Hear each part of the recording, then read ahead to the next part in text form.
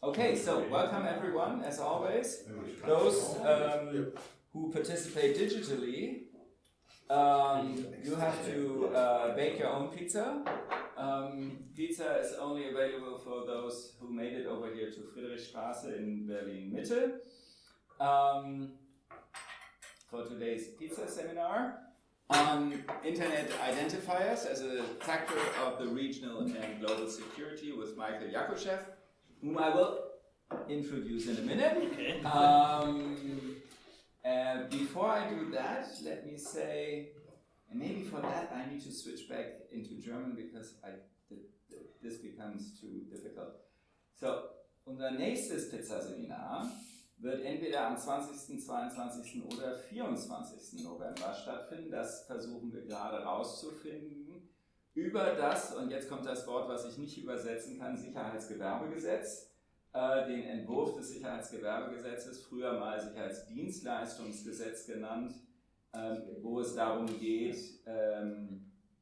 das Bewachungsgewerbe, das Sicherheitsgewerbe rechtlich außerhalb der Gewerbeordnung zu regeln. Ein Thema, mit dem wir uns am WIX schon lange vor Jahren befasst haben, das auch gefordert haben, dass das so kommt. Da liegt jetzt ein Gesetzentwurf vor, über den wollen wir mit Ihnen allen diskutieren. Wir haben dazu auch mindestens 2 Gäste, die da sehr kompetent sich zu äußern können. Das wird also das nächste Pizzaseminar aller Voraussicht nach im November sein. Heute aber während Sicherheitsgewerbegesetz, hands-on security, tough or not so tough guys standing in front of entrances trying to block people from entering who are not supposed to enter. Today we have a much more digital topic at hand. Again, Internet Identifiers with Michael Yakushev, who moved to Berlin from Russia to continue his work in a, let's say, more free and liberal environment. But you have been representing Russia in the past in various committees on internet governance. And like ICANN and others that you can elaborate on if you like to in a minute.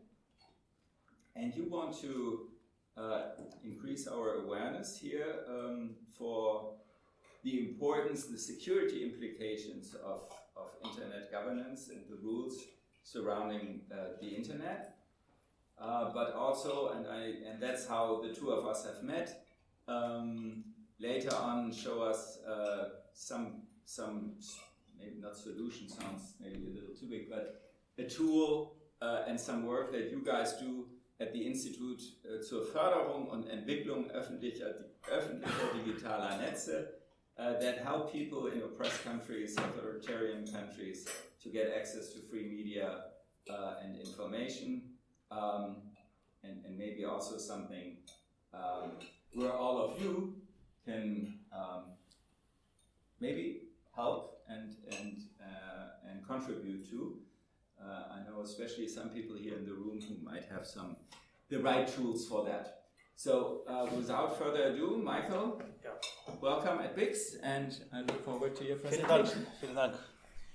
So, ich bin Michael Yakushev, wissenschaftlicher Berater am Institut zur Förderung und Entwicklung öffentlicher digitaler Netze hier in Berlin. Leider sind meine Deutschkenntnisse noch nicht so gut und ich bin sehr dankbar für die Möglichkeit, auf Englisch sprechen zu können. So I will continue in English, and I will tell you something which is not obvious, which may seem strange, but it's very important because we all live in the internet, we all use internet technologies. And the biggest issue that internet developed on the basis of trust. Those who developed internet trusted each other, and traditionally the communities, including Russian-speaking community, German-speaking community, we worked together, we knew each other years, and we work very productively. But unfortunately, the recent developments show that we need to be prepared for something new. What happens in the world. Next slide, please. So I will tell you about very briefly the introductory part, the infrastructure of the global internet, how it looks like in the 21st century, and what I will be telling about, just introducing all this stuff very briefly. Then the story about the capturing of internet resources, internet identifiers during the invasion in Ukraine. The next, it will be the attempts to guarantee the freedom of expression, freedom of speech, freedom of information with the use of internet technologies, also based on certain technologies and principles of internet identifiers. And finally, there will be a few words about our institute and how we can just cooperate and what we can do together. Next, please. So now we can see our planet, which is very interconnected with a lot of communications lines, with computer devices, etc., with billions of internet users. So it is very complicated from technical point of view. And of course, we do not often think about this, we just use it. Next slide. However, we need to explain something. And this is, of course, a big picture which describes different layers of digital governance, of what internet is, how it must be, or it is regulated in reality, starting from the infrastructure, the physical layer, the cables, the satellites, the computer devices, etc. Then goes the logical layer. It's the principles and the rules and standards that make all these devices united into one network.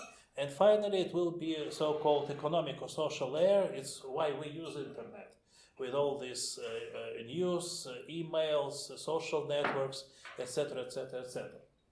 But today, we will talk only, next slide please, only about this second level, which is logical level, which consists of well-known domain names, less known IP addresses, and not very known at all protocol parameters and other technical stories which are not relevant for today's discussion.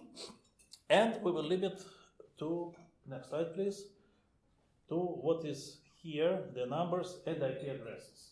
The IP addresses is the core identifiers of the internet infrastructure. All computer devices do have such IP addresses, and all computer devices on the internet, they're interconnected through these IP addresses.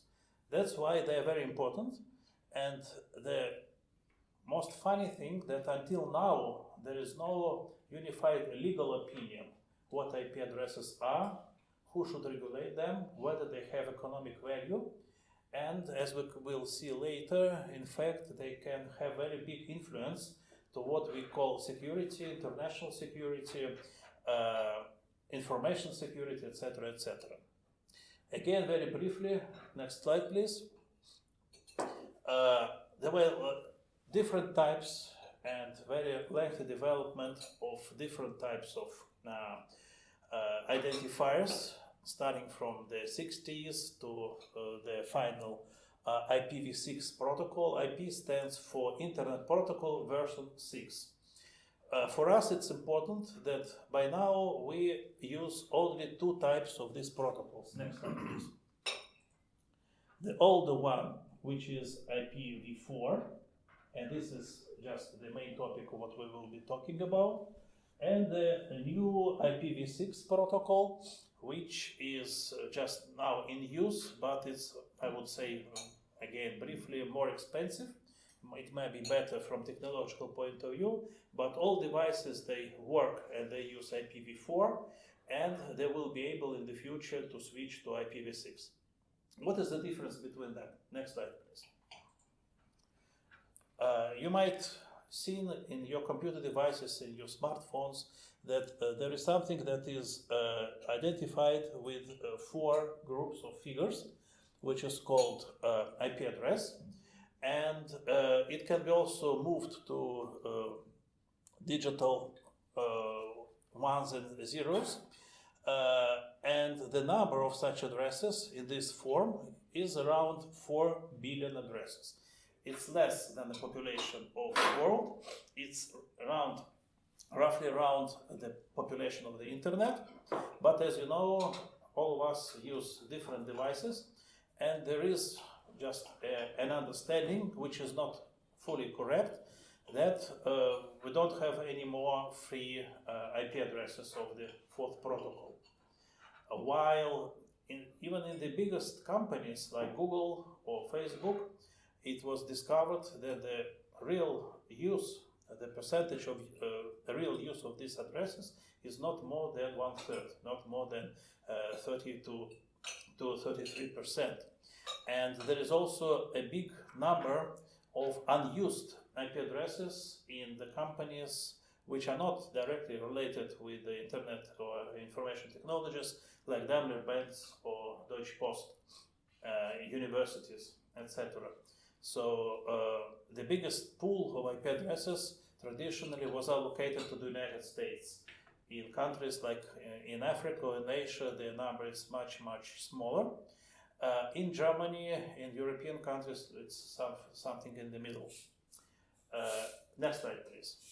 But if we are talking about IPv6, the sixth version of Internet Protocol, it is 10 in 28-degree addresses. It's immense number of addresses, which looks like here. Yeah, it's a very lengthy 8 groups of symbols, and it's not in decimal, but in hexadecimal system. Yeah, where A is 10. Yeah, we don't use the figure 10. We use 1, 0. But in hexadecimal system, it's 10, it's 12, etc.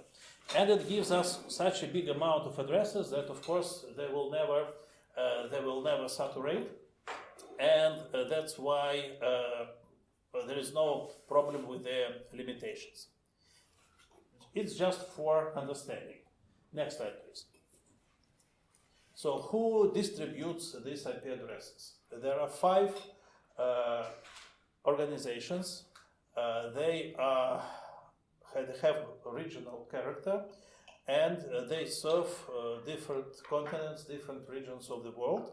In our case, the region of Europe, Middle East, and Northern Asia, including Russia, they are administered by the so-called RIPE-NCC organization, based in Amsterdam, Netherlands.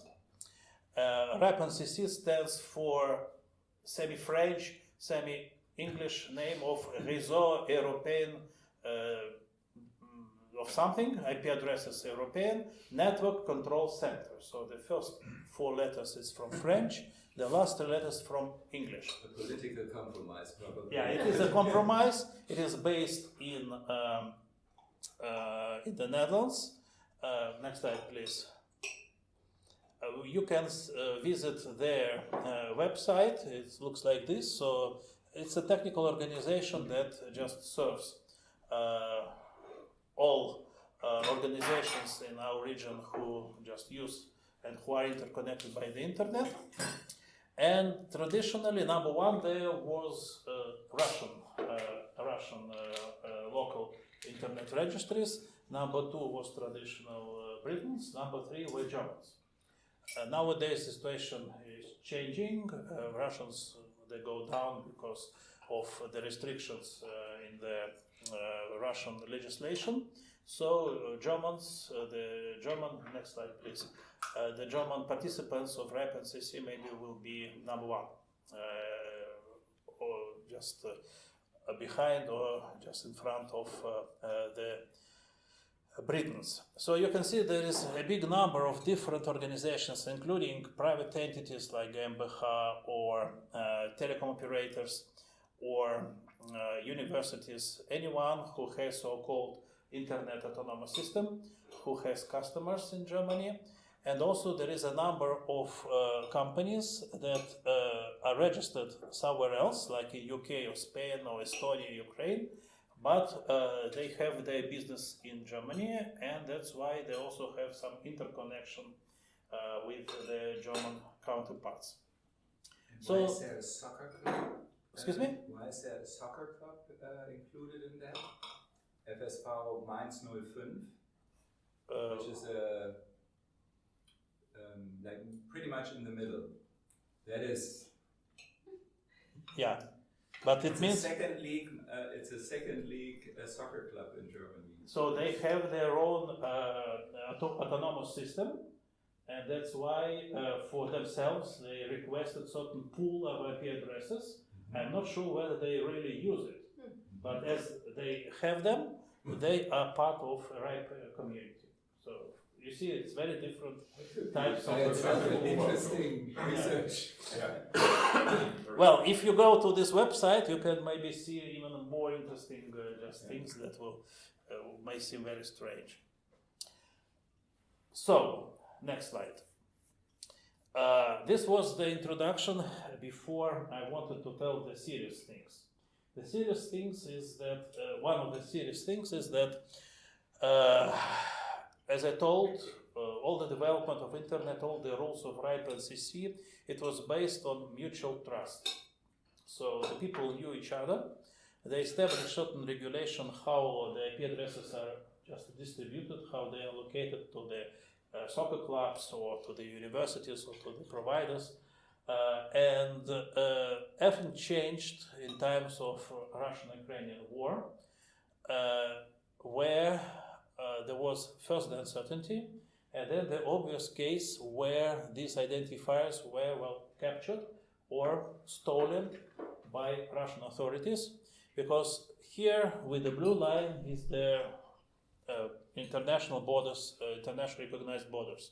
The red line is the real front between the Russian-Ukrainian troops, and all the territory, including Crimea and Donetsk, Lugansk, some parts of Zaporozhye and Kherson, they are occupied by Russian troops. And one of the first things that Russian troops did, they destroyed all the infrastructure of telecommunications, trying to reswitch it to the telecom nodes and telecom operators inside Russia. But as for those organizations who distributed IP addresses for the internet users, in the territory of Ukraine, there were Ukrainian local internet registries, not so numerous as Russians, but also, they're comparable with the countries like Poland or Spain, and Russians, and Russian local internet registries.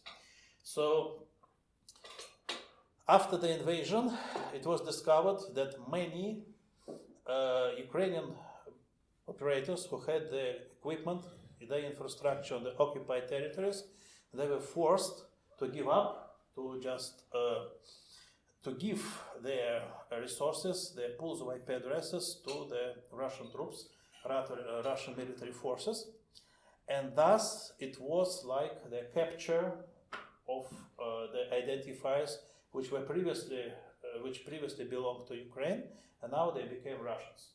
It was contrary to all previous agreements and all previous regulation of how IP addresses should or may be distributed, allocated or reallocated. Next slide, please. There is a very serious study, and I gave you the link to this, where this professor of Kentic organization, he just explores in detail not only change of IP addresses, but also the overall impact and the overall Russification of Ukrainian internet on the occupied territories by Russians. And of course, IP addresses was an important part of this project, of what happened there. So previously, the IP address belonged to Ukraine, but suddenly it was moved, it was seized by Russians illegally, with the just threat of force, threat of armed force, and the population, the citizens, inhabitants of the occupied territories, they found themselves to be connected to the Russian internet with all its censorship, with just restrictions, with the propaganda, etc., etc. Formally, technically, it's very simple. Next slide, please.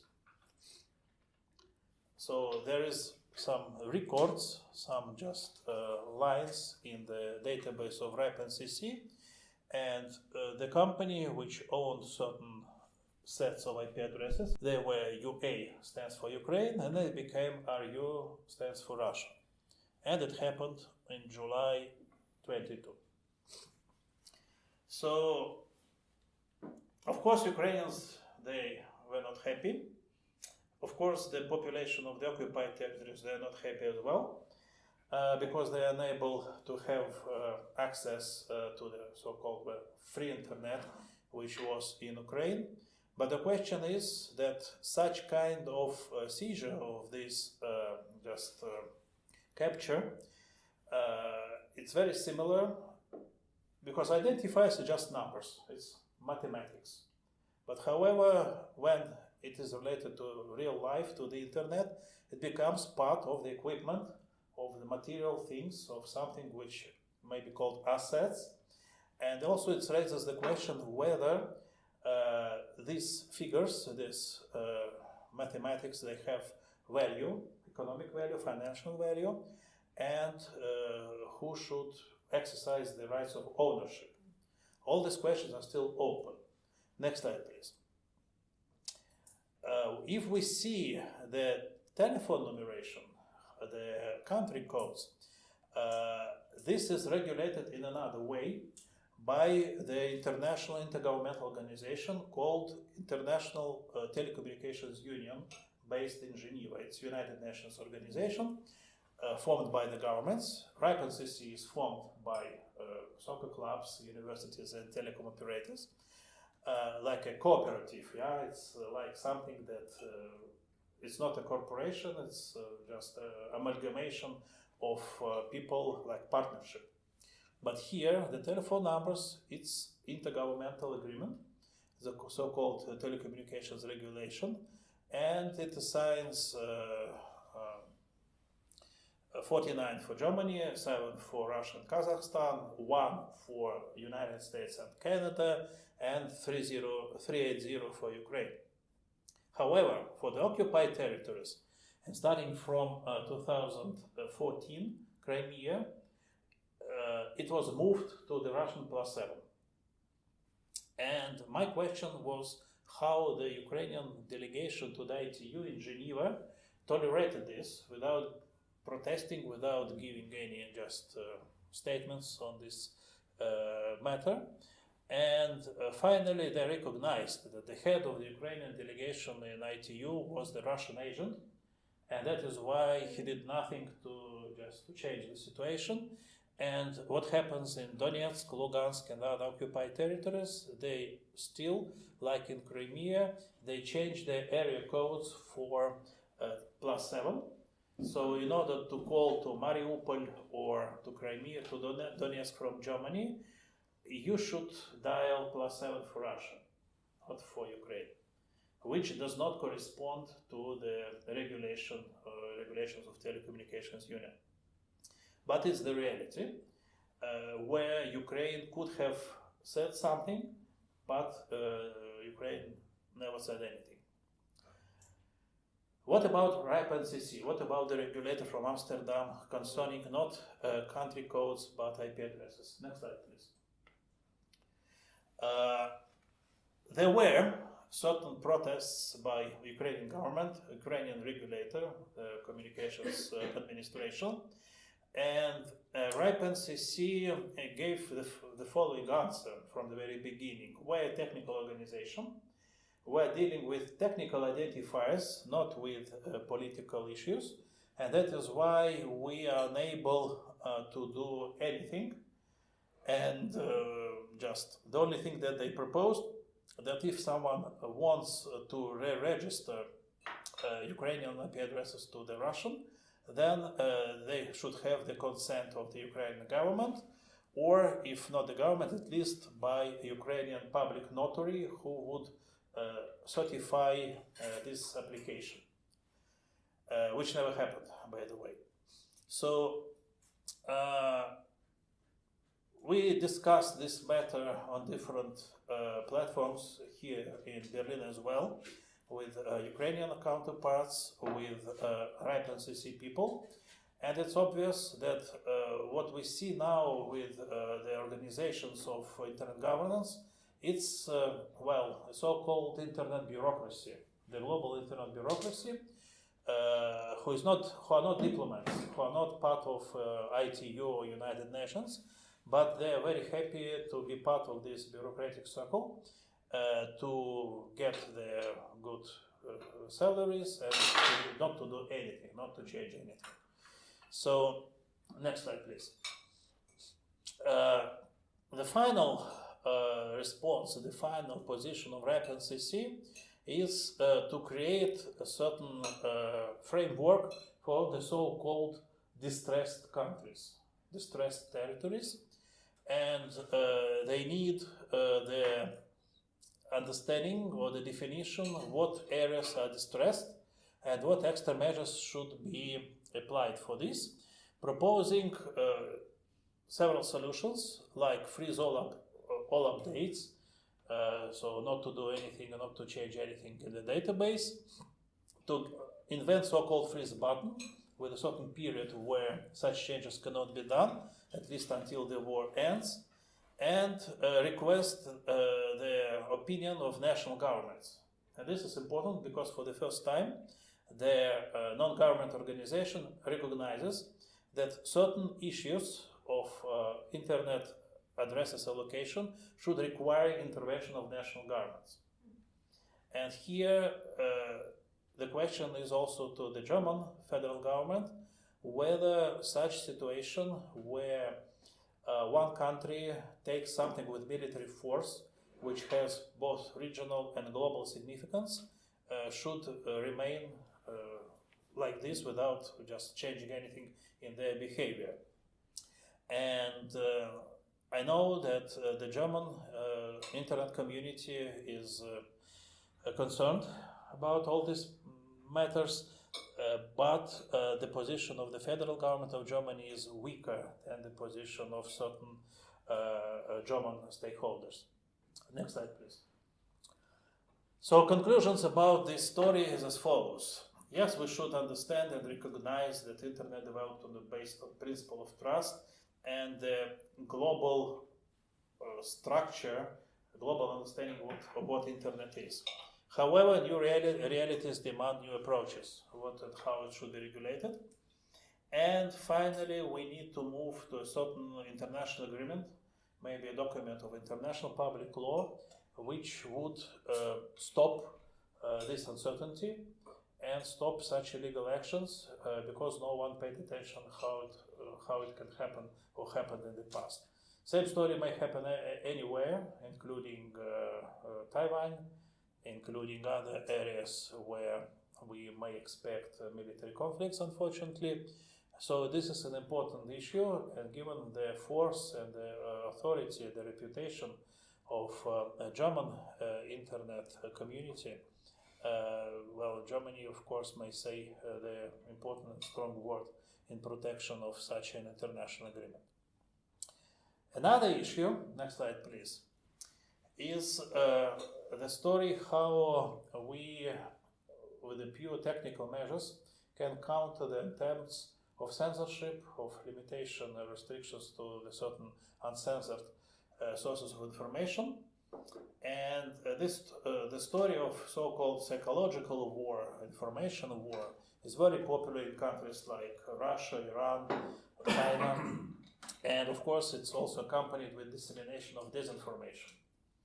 And very fortunately, most of you don't speak Russian and cannot read articles and internet resources in the Russian language where all Germans are represented as Nazis, where the Chancellor of Germany is just also shown as a Nazi and the grandson or the son of Nazi, etc., thus explaining why Germany supports Ukraine and remembering the Second World War and other awful stories that have nothing to see with the reality, but can play an important role in this propaganda and the psychological war. Of course, the use of the internet as a source of propaganda inevitably requires that certain countries should impose restrictions and bans on these uncensored sources of information, and all Russian sites, websites, Russian platforms that operate outside Russia, they are banned in Russia, and the only possible solution for them is for everyone is to use so-called virtual private networks, VPN technologies. Not only this one, Google technologies also allow something, but the most popular in countries like Iran, Central Asia, to the less extent in China, is to use VPN technologies. Internet was intended to survive the nuclear attack against the United States, and of course it's very resilient. Its infrastructure, its technical principles, they allow to just avoid any real failures in connectivity and interconnection. So that's why VPN technologies is one of the stories, one of the projects where we can overcome any types of restrictions on information and counter the unfortunate propaganda. Our institute supports the so-called VPN generator project. We consider it like experiment to study, to assess, and to implement measures to just counter the activities of certain governments who try to intervene illegally into the infrastructure of internet and thus to break the connectivity between different internet sites, to censor the internet inside Russia or Iran, for example. Next slide, please. And this is a technology where instead of giving access to the website, which distributes certain software to to switch on the virtual private networks, this technology generates smaller VPNs, and it is generated by the people who can in English be called administrators, in German they can be called lighters, and they create these small private VPNs for their circle of communication, for the people whom they know. Everything is done for free, so it's not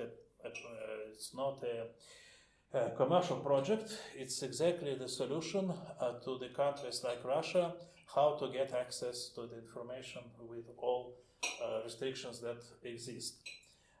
But for the outside observer, like Russians, so-called watchdogs, or the commissions that supervise internet. Next slide, please. It's seen like a black box. They can see only that some people they have interconnection with each other, and they don't have any outside connection to anything else. So that's why for them it's technically much more difficult to look for, to find, and to block access of all these people, all these administrators or lighters to the internet, because first they are very numerous. By now it's around 1,000, I guess, 1,000 groups. And we estimate that at least in Russia there could be up to 50 million potential users of this technology. And the figures in Iran, they're comparable, as the population of Iran also grows quickly. So, with the support of our institute, we can create the environment where the people will have an access to the information with the help of generating VPNs. Of course, for everything, for all of this, we need big number of IP addresses. IP addresses that will not be interfered or just blocked by the governmental bodies. And that is why the technologies based on use of IP identifiers also may be important, very important to counter internet censorship. I'm sorry. So, just to go to the end, a few words about our institute. Next slide, please. So, the institute was created a couple of years ago here in Berlin. We really think about the future of the internet, how it can be developed, what principles should be applied in the future, the next future. Next slide, please. And you can see from the website of the institute, it's both in German and in English, what kind of projects we have and what kind of results we have already achieved. And finally, next slide, please. Of course, how we may cooperate and what can we do together. Apart from the working together on the position of the federal government, of the German internet community, and you know that there is a number of reputable organizations like ECHO and other professional associations of German internet service providers, domain registers, etc. So here we can work together, both on the level of German government, European Union, etc. Of course, any institute needs money, but I will not tell anything about money because it's a traditional issue. But what we can need from the organizations that you represent, maybe you have some equipment, some servers that you would like to get rid of them because they are old. But they will be important because for us it's important to have quality rather than quantity. Quality rather than quantity. So we can use all the versions of equipment which will work. So if you have such kind of servers or racks,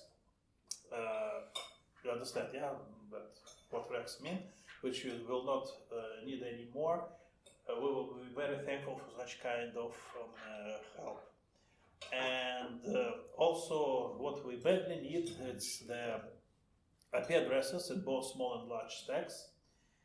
We try to approach organizations like WBENS and other big industrial companies and associations of German universities. However, the people who control these IP addresses, they are not lawyers, they're not politicians, they're technicians, they're engineers, and for them it's much more secure for them to keep what they have without giving it to the market or without giving to the just social benefit purposes, etc. However, we're working on this and maybe it can be of the help. And also to just add a layer of protection over the IPs, just to switch from one block to another. Any numbers of any domain names also we will welcome, and we will be very thankful if you have something that you are not using anymore.